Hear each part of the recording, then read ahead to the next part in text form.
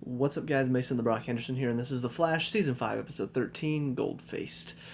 So, pretty good episode overall. Really enjoyed getting to see kind of the different elements involved with trying to track down this device that they could use to, deliver the cure to Cicada. Also combined with the fact that Nora is trying to now distract Sherlock since she's realized that he's looking into her.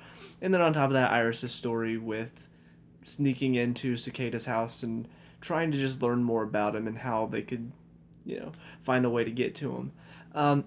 The weakest of these for me is probably Iris's story, and that's just because, I feel like I've had this problem with her before, where it feels like she wants to go do stuff and put herself in unnecessary risk. And honestly, she should probably be dead. I get the fact, yeah, Iris is not one to go down easy, but also, Cicada, he's pretty strong, he's able to take on a lot of different people like Barry and Ralph and Cisco.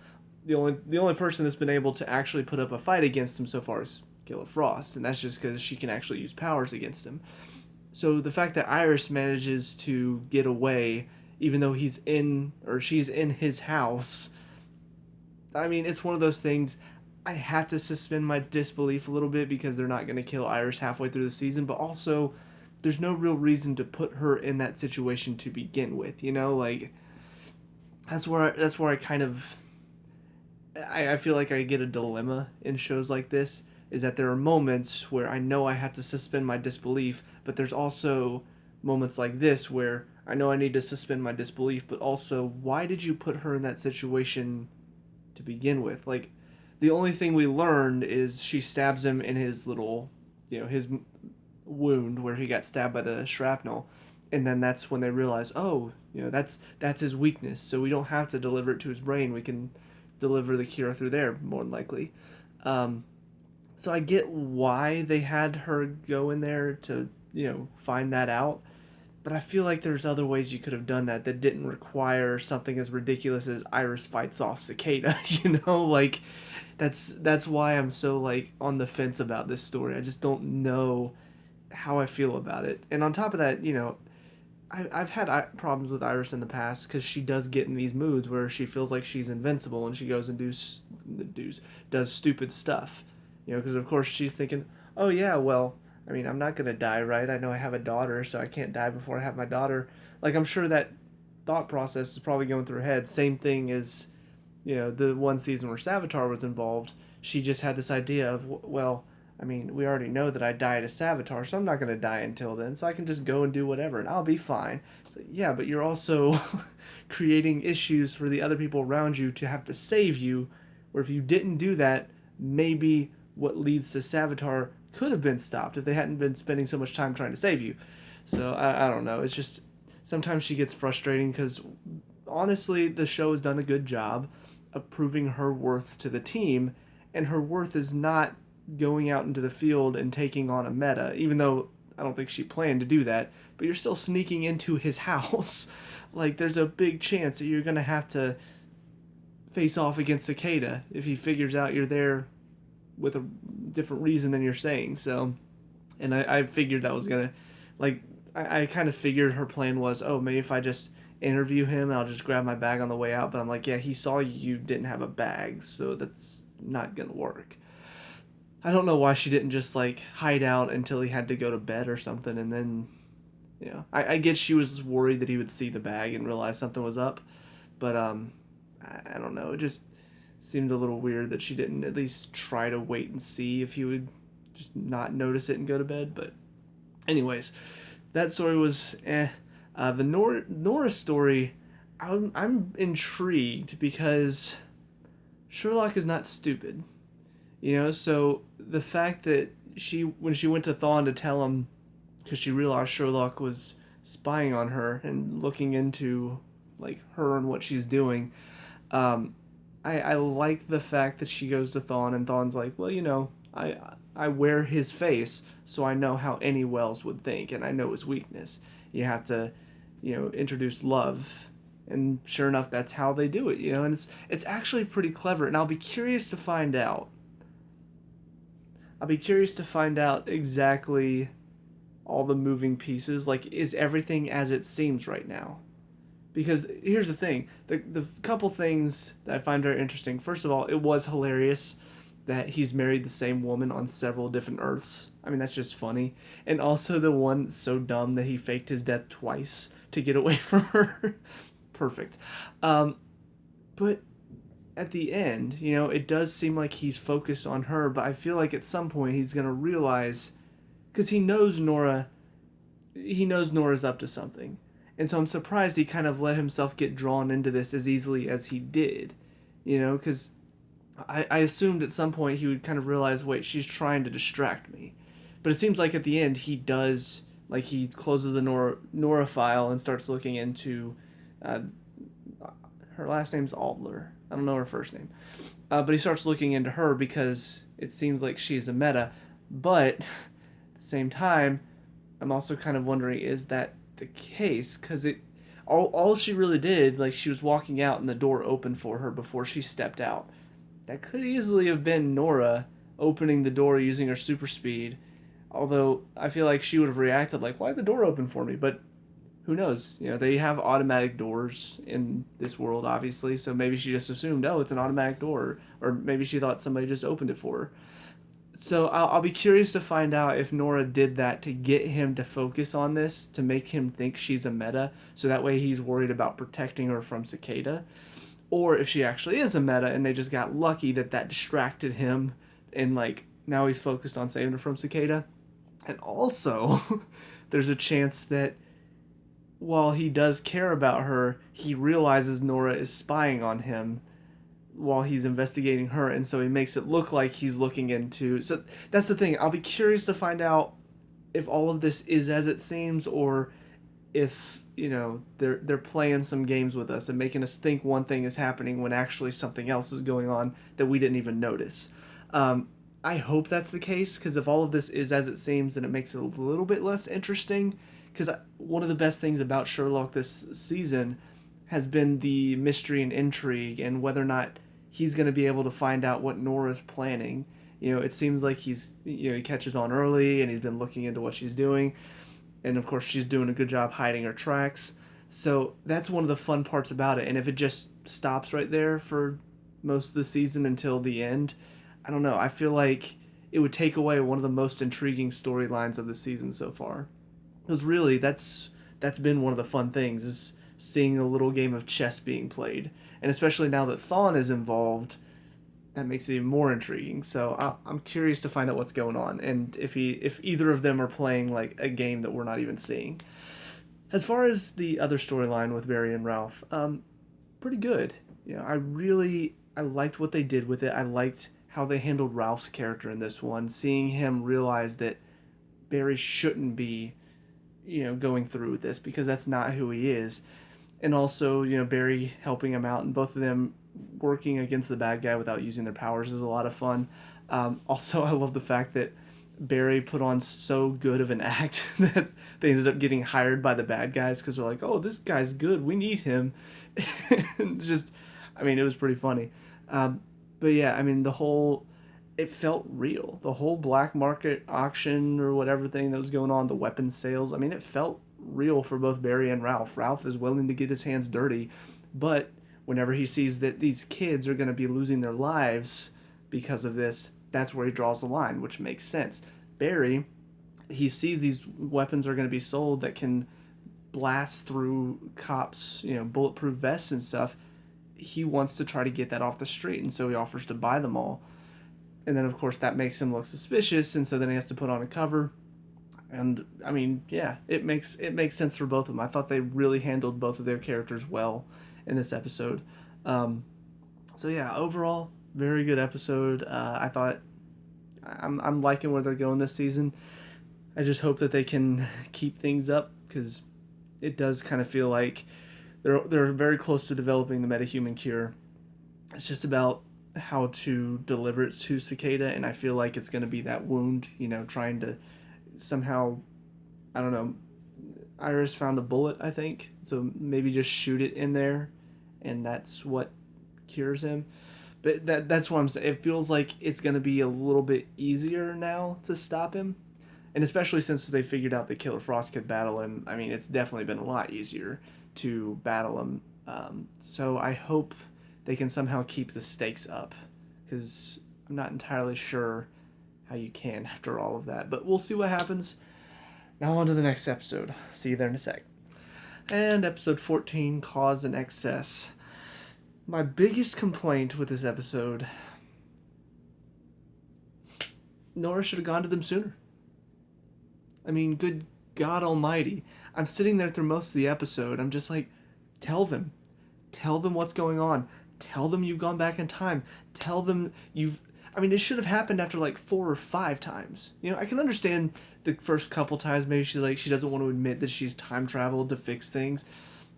Just because, you know, she wants to try to fix it herself. She wants to take on that responsibility since she's the one that ducked out of the way and got Killer Frost killed. But after 4 or 5 times, after you fail those times, it's like, okay, well, clearly something's going on. You know, clearly this is something that is going to be difficult to fix. And even then, it should have stopped at 10. To get to 52 times, that's ridiculous. And it kind of weakens Nora's character because it makes her look dumb. And she's not. We've seen clearly she's not. You know, she is doing a very good job of making sure nobody is able to figure out why exactly she's here. So, why does she make dumb decisions like this? Sometimes I understand when it's like she feels responsible. Even then, I still think they're dumb decisions, but I can at least understand why. You know, I can understand her thought process of making a rash decision because she wants to fix a mistake. She just jumps into it too quickly. This is a scenario where, I mean, Barry literally told her before he left, remember, slow down and think. She never did. 52 times. She never did. I wonder what's the significance of that. Like, I know there's 52 cards in a deck. I wonder why specifically they chose 52 times. They were playing with cards at one point. I don't know. Anyways, but yeah, that was my biggest complaint. I just felt like, again, they're making Nora look dumb and she's not. So I don't know why they chose to make her do that many times. I feel like after 5 or 10, she would have finally broken down and be like, I can't do this anymore. Like, I've tried 5 times and everybody's died in each one of these times. Like, I thought that was what they were going for, is like every character dies. Like on the team, everybody dies at some point. I figured they were just going to do that. So like 5 or 6 times, and then she's just like, no matter what I fix, one of you dies. But to go that much, like, I get her name is XS, ha ha ha. A lot of people died in excess. She does everything in excess, but that's ridiculous. That's excess of what you should be doing. But aside from that, Cisco and his little date, I didn't really care about at first, but then all of a sudden he started vibing the date he was on, like the past dates. I was like, okay, so that's what they're doing. He's going to figure out she's time traveling because of the vibing. But the problem is he doesn't. So I kind of didn't like that. And on top of that, it doesn't make sense. She dated these guys before, but clearly that didn't work. So why are you trying to mimic the guys she dated before? Like, hello? I get Ralph is supposed to be an idiot, but Cisco's not. But that's the thing. Like, I thought that was the purpose of this date. Once that started happening, I'm like, oh, okay, so this isn't just something to distract us and a funny little gimmick that they're doing where he keeps trying all these different dates and it's not working. Like, this is actually integral to the story, but then they didn't make it integral to the story because he didn't realize until the very end, once she finally, like, I guess the team talks about it and figures out what's going on. So I don't know, I was a little disappointed with that, but at the same time, how it worked in the end, how he and Camilla kind of connected at the end, it's kind of cute. I'm not gonna lie.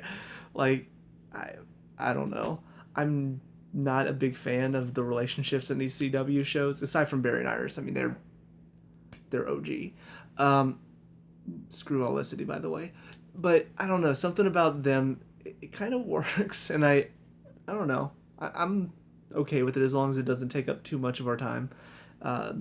So I don't know. We'll see where it's going. See if it has any relevance on the plot or if it's just there. Also, we find out at the end of this one, Sherlock apparently figures out how to decode the rest of the time language that Nora's been writing in. Interesting. Also, considering the fact that it looked like he had given up on it at the end of last episode, so either he's multitasking and looking into this woman at the same time as he's doing the journal, or the writers forgot, or, like I said at the end of last episode, maybe he did that for Nora's benefit. Like he figured Nora was trying to get him to look elsewhere, and so he pretended like he was done looking into her just to turn it around at the end of this episode and be like, aha, I've just coded your language. Um, I don't know. I'm curious to find out what he figures out from the journal. But I do like, the one thing I will say, even though I don't like how Nora ridiculously went overboard with the time travel, I liked the fact that it led to a lesson for her. And it's something that we will definitely see going forward because she's trying to change it to where her dad doesn't disappear. But he does explain to her at the end of the episode, here's the coffee cup. If you time travel, it breaks. You know, this coffee cup is time. And so you can put it back together again, but it's not going to be the same. And you can see there's a crack. And I thought he was actually going to use that. I thought that would have been clever. He's like, but you see, there's always going to be cracks. Um, and so, I mean, obviously, because she's come back in time to save his life, I'm sure that's going to be very relevant later on. But it's a good lesson for her, to learn from this. And I like the fact that they are teaching her lessons because she should be learning from this. She should be learning from her experiences. Problem is that some of the lessons she gets taught, she doesn't really learn. She'll learn them for that episode, but then a couple episodes later she'll do something similar that she should have learned a couple episodes ago. Like for this, literally Barry again said slow down and think, and she never does. So it's like, what was the point of that one episode where he taught her to do that? So I don't know. Aside from that, can't really think of anything else. I like the way that they did stop Cicada at the end. I thought that was a very clever way to do it. She reverses time. They give her a chance to breach into the scenario and then push Cicada off balance, so whenever it reverses and the dagger comes back, it actually hits him. I like that. That was a very clever way of doing it. But yeah, so all in all, it was a good episode. There are just some problems I'm having, and again, they mainly lie with Nora. It just feels like they can't nail down her character, or not necessarily her character, but they can't. If they wanted to make her like this, where she's not learning from her mistakes and she is doing so many ridiculous, reckless things, they should have made her younger. But because she is somebody who's early to mid-20s, she's an adult. She should be able to make rational decisions by this point. She's not some teenager that just, runs around, does whatever she wants, and doesn't learn from her mistakes. So I feel like they should have made her a bit younger. Which she does look young. She looks like she could be a teenager, but like I said, the Flash has been missing for 25 years in her timeline, which means she's at least 24, if not more. So, yeah, I don't know. I'm a little disappointed with how Nora is acting, and I feel like it's more they're trying to make her reckless, but it comes off as making her a dumb character, and I don't think that's what they're intending. I think they're trying to just make her like she said at the beginning when we met her, she does everything in excess, which means she jumps in, she does rash things, she makes rash conclusions. But you're not making her look like a rash character. You're making her look dumb because she's not ever thinking about anything. So anyway, that's it for this episode. On to the last one of these three. See you there. And now episode 15, King Shark versus Gorilla Grodd. The matchup that Nora promised us at the beginning of the season has finally arrived. And it was pretty fun. Not gonna lie, I had a lot of fun with this one. It wasn't anything like, there's not a lot of drama in it. There's not a lot of like, ooh, that was interesting. It's just fun to see a big shark take on a mind-controlling gorilla. I mean, it's what comic book nerds want in a show.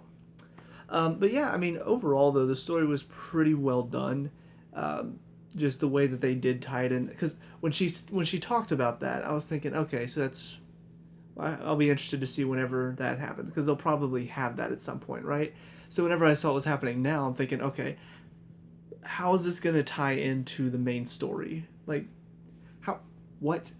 But no, they ultimately do tie it in because King Shark is the one that they want to test first, because he's not really somebody that wants his powers. And I like the story of him and the woman who's married to the him of this earth, um, or used to be before he died. I mean, that's a pretty well set up story, and it was pretty sweet.